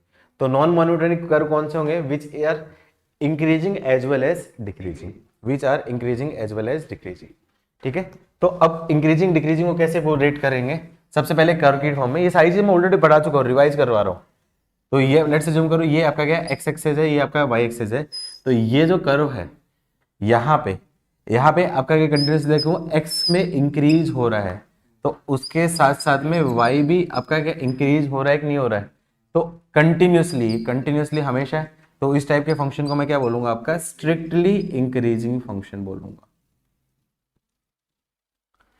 Similarly ये कोई कर्व है ऐसा दे दिया, तो यहाँ पे आपका क्या एक्स और ये वाई एक्सिस, तो एक्स में इंक्रीज के साथ साथ वाई में डिक्रीज हो रहा है, कंटिन्यूसली हो रहा है, तो इसको क्या बोलूंगा? आपका स्ट्रिक्टली डिक्रीजिंग फंक्शन बोलूंगा। तीसरी कैटेगरी क्या होती है? ये होती है ये कर्व आपका इंक्रीज कर रहा है, कांस्टेंट इंक्रीज, तो ये आपका इंक्रीजिंग, ये कांस्टेंट और ये इंक्रीजिंग। तो इस फंक्शन को मैं क्या बोलूंगा? या तो इंक्रीजिंग फंक्शन बोलूंगा, या फिर इसको मैं क्या बोल सकता हूं? Non decreasing. स्ट्रिक्टली नहीं लिखाऊंगा, स्ट्रिक्टली नहीं लिखूंगा, क्योंकि स्ट्रिक्टली का मतलब हमेशा इंक्रीज करेगा हमेशा डिक्रीज करेगा। ये क्या है आपका? इंक्रीज कर रहा है कांस्टेंट, या फिर नॉन डिक्रीजिंग बोल सकता हूं, इसकी लैंग्वेज कुछ भी हो सकता है, तो इंक्रीजिंग भी बोल सकता है या फिर नॉन डिक्रीजिंग भी बोल सकता है। सिमिलरली कोई ऐसा फंक्शन आ जाएगा, ये डिक्रीज कर रहा है कांस्टेंट, ये, तो यहाँ पे डिक्रीज कांस्टेंट और ये डिक्रीज, तो ये आपका क्या होगा? डिक्रीजिंग फंक्शन बोलूंगा, या फिर नॉन इंक्रीज। सुनना ही नहीं है। पांचवा केस, ये ऐसा कुछ करो हो, तो यहां इस इंटरवल में इंक्रीजिंग और यहां पे आपका क्या है? डिक्रीजिंग, ये क्या जाएगा? नाइदर इंक्रीजिंग नॉर डिक्रीजिंग, तो ये आपका नॉन मोनोटोनिक फंक्शन। लिख लो, ये ऑलरेडी मैं बता चुका हूं, आई थिंक सारे टाइप के मैं ऑलरेडी बता चुका हूं। अब पूछ क्या बोल रहा था? वाई एक्सेस के पैरेलल लाइन को कांस्टेंट बोलूंगा। बिहेवियर बिहेवियर ये कांस्टेंट है ना, कांस्टेंट मतलब बिहेवियरली बता रहा हूं, मतलब नॉन डिक्रीजिंग का मतलब डिक्रीज नहीं हो रही। स्ट्रिक्टली इंक्रीज का मतलब हमेशा इंक्रीज इंक्रीजिंग बोल सकता हूँ, क्योंकि यहाँ पे इंक्रीज, यहाँ पे कांस्टेंट, यहाँ पे इंक्रीज, मतलब ओवरऑल आप तो इंक्रीज ही कर रहे हैं ना। शेयर मार्केट में पैसे नहीं लगाते, कांस्टेंट इंक्रीज। अच्छा, तुम नहीं, मतलब घर वाले लगाते होंगे, देखते होंगे। कॉलेज में जाके, आईआईटीज में जाके सबसे अच्छा काम ये करना, पैसे मत लगाना। शेयर मार्केट और स्टॉक बाजार, ये पूरी चीज सीखनी है सबको, सबको सीखनी है ये आईआईटीज में जाके। क्योंकि लोग, ऐसा लगता है लोगों को, ऐसा बोलते हैं कि ये शेयर मार्केट जुआ होता है, जुआ नहीं होता है। शेयर मार्केट एक तरीके से पूरी स्टडी होती है, रिसर्च होता है, कैलकुलस आपकी होती है। तो वो तभी कर सकते हैं जब आप उनको बहुत ज़्यादा नॉलेज होती है, और कॉलेज में आपके पास बहुत टाइम होता है, तो सब आप उसके ऊपर अच्छे से डिटेल में स्टडी करना, क्योंकि वो बहुत ज़रूरी है। और मुझे ऐसा लगता है इंजीनियरिंग का कोर्स इतना अपडेटेड हो चुका है ना, उसमें बहुत ज़्यादा चेंजेस है।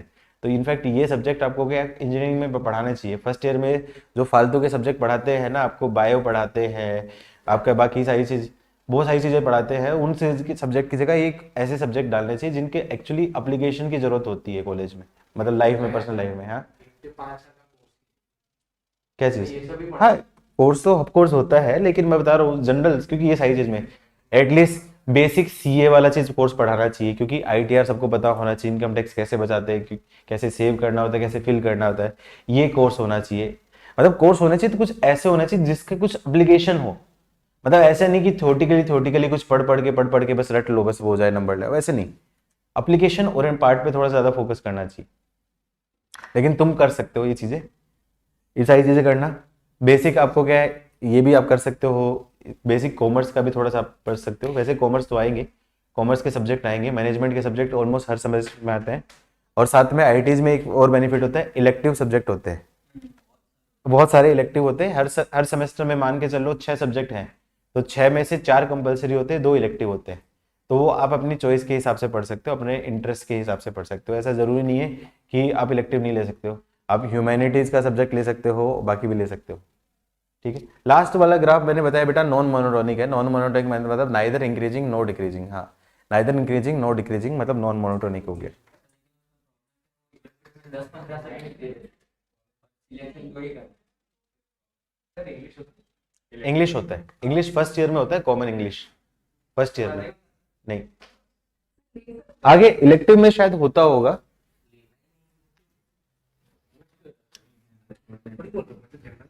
अरे इनसे पूछो ना, इसके जिनके भाई बहन हैं, इससे पूछ लो, बाकी के पूछ लो। इसको फर्स्ट ईयर तो खत्म हो गया ना उसका भी तो।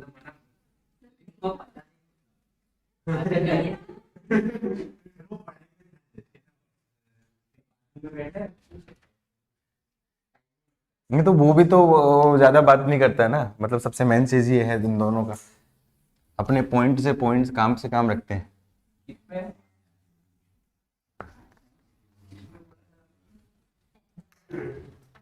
मैंने इसका भाई के वाली बोला है, इसका भाई भी।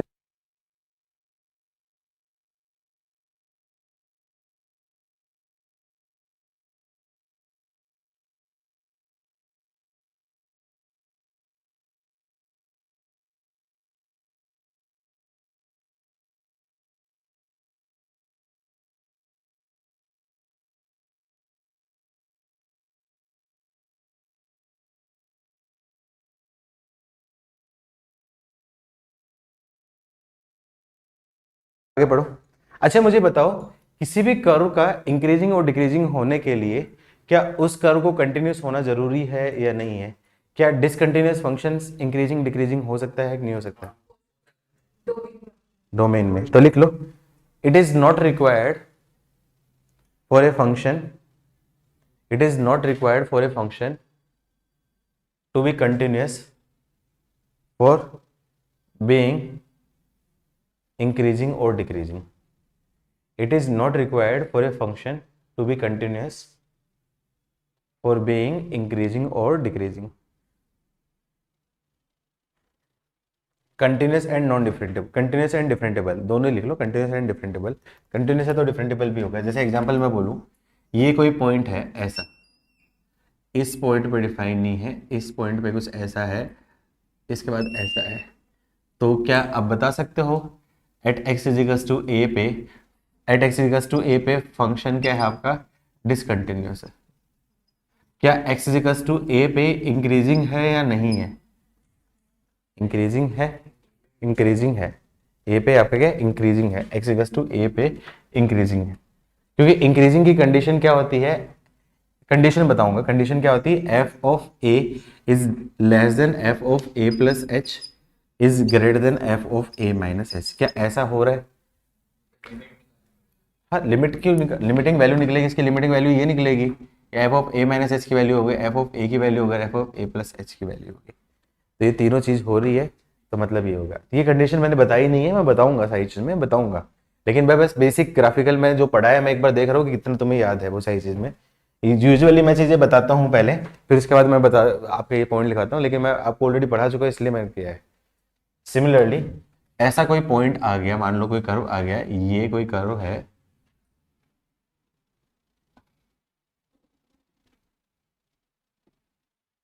तो क्या ये एक्स इजिकल्स टू बी पे डिक्रीजिंग हो गया? अच्छा मुझे बताओ, सी ग्राफ में मान लो कोई कर्व ऐसा आ गया,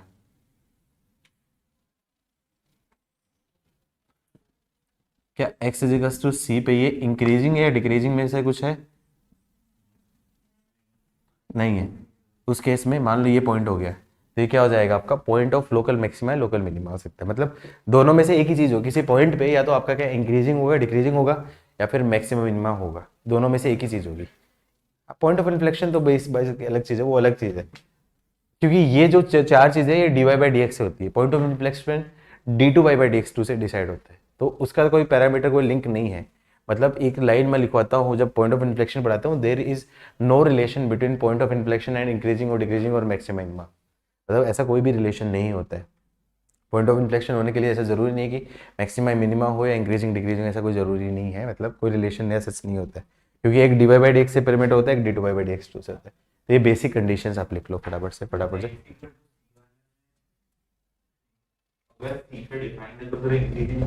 क्यों हो सकता है, इस पे देखो, इसके लेफ्ट नेबरहुड, इसकी कंडीशन देखो, F of A C negative, F of C negative is greater than F of C, और F of C positive is greater than F of C. तो ये आपका क्या पॉइंट ऑफ लोकल मिनिमा की condition होती है, ये लोकल मिनिमा की कंडीशन है, जबकि इसके लिए क्या कंटिन्यूसली इंक्रीज करना पड़ेगा, कंटिन्यूसली इंक्रीज करना पड़ेगा। ठीक है। अच्छा, जैसे मुझे ये बताओ कि ये कोई कर्व ऐसा दे दिया, डिफरेंटेबल कर्व दे दिया, x is equals to c पे, मान लो कंटिन्यूस दे दिया, तो बताओ क्या x is equals to c local या इंक्रीजिंग और डिक्रीजिंग बता सकते हो? इंक्रीजिंग डिक्रीजिंग नहीं बता सकते, क्योंकि यहाँ पे इंक्रीज करे यहाँ पे डिक्रीज करता है, मतलब लोकल ऑफ मैक्सिमा। तो मतलब या तो पॉइंट क्या होगा आपका लोकल मैक्सिमा लोकल मिनिमा का पॉइंट होगा, या फिर पॉइंट ऑफ इंक्रीजिंग या फिर पॉइंट ऑफ डिक्रीजिंग होगा, दोनों में से एक ही चीज होगी। ये चीज बताने के लिए मैंने बेसिक एग्जांपल बताए। ठीक है, अब स्टार्ट करते हैं टॉपिक। अब टॉपिक स्टार्ट करते हैं, ये ग्राफिकली बता दिए थे करने का तरीका।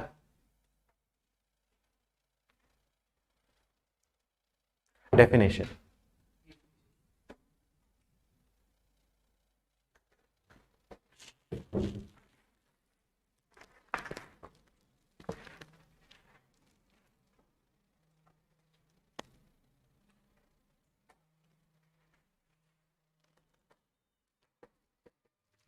डेफिनेशन लिख लो। पहला definition, a function is said to be, a function f x, a function y is equals to f x is said to be increasing function, a function fx is said to be increasing function at x is equals to a, at x is equals to a if f of a minus h is equals to f of, if less than f of a is less than f of a plus h, या फिर इसको क्या बोल सकता हूँ, f of a negative is less than f of a is less than f of a positive. यदि condition आती है तो उस केस में क्या होगा, फंक्शन आपका क्या स्ट्रिक्टली इंक्रीजिंग हो गया। ये बेसिक कंडीशन है। सिमिलरली सेम कंडीशन डिक्रीजिंग के लिए, सेम कंडीशन डिक्रीजिंग के लिए लिख लो। ये कब है, ये जनरल केस में। फिर डिफरेंटेबल के केस में अलग होगी। डिफरेंटेबल के केस में कैसे करते हैं अपन, चेक करते हैं, याद है ना, एफ डैश एक्स से चेक करते हैं। डिफरेंटेबल के केस में एफ डैश एक्स से चेक करते हैं। ये क्या है आपके जनरल केस में। सेकंड कंडीशन, पूरा पॉइंट ऐसा ही, a function y is equals to fx is said to be decreasing function at x is equals to b, decreasing function at x is equals to b if f of b minus h is greater than f of a और f of b plus h, या फिर f of a positive, और तो उस case में आपका क्या हो जाएगा, आपका डिक्रीजिंग हो गया।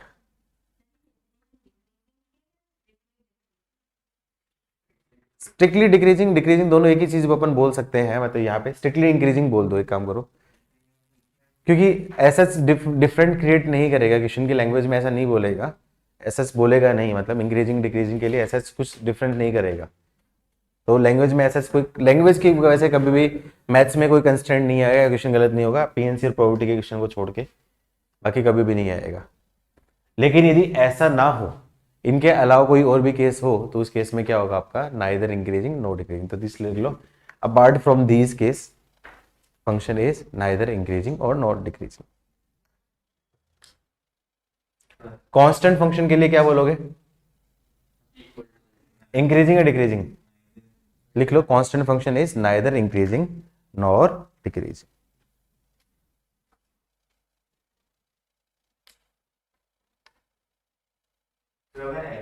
ए पे डिफाइन ना हो और बाकी जो कंडीशन है जब F of A positive is greater than F of A negative होगा तो क्या बताओ, तुम बताओ, नॉट डिफाइन बताओ। एफ ऑफ ए पे डिफाइन ना हो, अब एफ ऑफ ए पे डिफाइन ना हो तो मतलब ये मैंने मान लिया ये जो फंक्शन है ऐसा कुछ बोल दिया। बताओ बताओ क्या है, इंक्रीजिंग है डिक्रीजिंग है? ए पे क्या वैसे ऑफिशियली एफ ऑफ ए पे डिफाइन होना चाहिए यदि सारी चीज में करें, लेकिन नहीं भी है तो इसका बिहेवियर की बात करूंगा तो इसका बिहेवियर तो इंक्रीजिंग वाले बिहेवियर में आएगा। बिहेवियर की बात करेंगे ना तो बिहेवियर तो इंक्रीज की तरफ ही जा रहा है ना बिहेवियर। उस पॉइंट पे ऊपर हो सकता है कि मैं नहीं बोलूंगा, लेकिन बाकी ओवरऑल फंक्शन का बिहेवियर जो तो वो तो आपका क्या इंक्रीजिंग की तरफ जाएगा। फ्रैक्शनल पार्ट के लिए बात क्या बोलोगे? फ्रैक्शनल पार्ट ये है, क्यों नहीं इंक्रीजिंग है, इंटरवल्स में इंक्रीजिंग है ना इस केस में, जीरो से इंटीजर्स में। और यहाँ पे तो क्या आपका, यहाँ पे तो कुछ भी नहीं है, यहाँ पे तो डिसकंटिन्यूस है ना, तो वो सारी चीज में मतलब देखो इंपॉर्टेंट क्या चीज है, क्वेश्चन क्या पूछा जाता है, कंटिन्यूअस फंक्शन के लिए पूछा जाता है। ये जो पॉइंट होता है ये डिसकंटिन्यूअस फंक्शन है, तो इनका क्वेश्चन नहीं पूछेगा। आपका क्या है वो निकालना है, इंटरवल ऑफ इंक्रीज या इंटरवल ऑफ डिक्रीज, वो नहीं पूछेगा। कंटिन्यूअस फंक्शन के लिए पूछेगा। ये थ्योरेटिकली कंसेप्चुअली क्वेश्चन है, थ्योरेटिकली कंसेप्ट के लिए डेफिनेशन के हिसाब से पूछे जा सकते हैं, पर पूछे नहीं जाएंगे एग्जाम में, अपन डिस्कस कर सकते हैं लेकिन क्वेश्चन नहीं पूछाएंगे। क्वेश्चन क्या होता है, कंटिन्यूअस फंक्शन के लिए होता है जो अपन लिखाएंगे। आप बताओ क्या पूछ रहे हो? हाँ स्ट्रिक्टली इंक्रीजिंग है, लेकिन x इक्वल्स टू 0 पे वहां पे कंडीशन मैंने बताया था ये चीज, वहां पे x इक्वल्स टू 0 पे f dash x equals to 0 आ रहा है, लेकिन वो एक पॉइंट स्पेसिफिक के लिए आ रहा है, तो उस केस में वो behave like a strictly increasing. मैंने ऑलरेडी बता चुका हूँ, ये क्वेश्चन भी कराया था शायद मैंने, f(x) equals to x plus sin x, ये भी मैंने बताया था।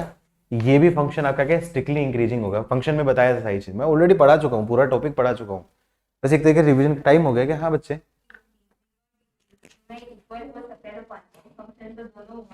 देखो इंक्रीजिंग और डिक्रीजिंग का मतलब क्या होगा, ये ऐसा एक से ज्यादा पॉइंट पे हो गया, ये ऐसा हो ना, ये इंक्रीजिंग जाएगा। स्ट्रिक्टली का मतलब एक स्पेसिफिक पॉइंट के लिए ऐसा हो रहा है, तो दोनों में है। अब बताओ क्या बोल रही है? हाँ हाँ हाँ,